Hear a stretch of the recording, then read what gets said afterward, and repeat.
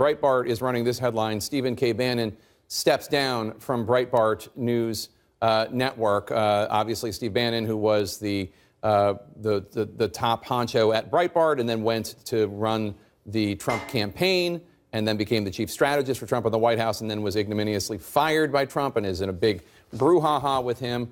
He's stepping down. I guess we don't know exactly the terms, but one would expect that this was not necessarily a willing parting, because that was his baby. He loves Breitbart. That's what he was going back to run. That was going to be where he ran the loyal opposition, where he took aim at Mitch McConnell, supported the president's agenda, but called him on things if the president wavered. It's shocking. It's not shocking because it's been rumored, but I can't imagine any scenario in which this was a voluntary move by Steve Bannon. This is not what he was hoping for. But, you know, we've seen in the last few days, he's lost the support of the Mercer family. And the amazing thing, Jake, is that in the last 6 months, every time President Trump tried to move or thought about moving against Bannon, he would worry that he could lose the Mercer support, that they might go with Bannon. And so the way that this has tumbled out is so strikingly different from the way it would have looked even 6 months ago, right? Yeah. 2 weeks ago. Yeah. 6 months. Yeah. That's another It was really only less than a week ago that we were reading the statement that the president put out about Steve Bannon. And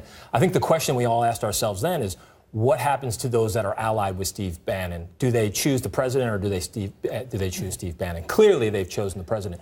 And then also there was a bit of a tuggle, which is a tug of war between the president and Steve Bannon over, well, who was responsible for creating this base of support for the president? Was it Steve Bannon and Breitbart, or was it the president? And clearly now we're seeing that this is the president's base and he owns it.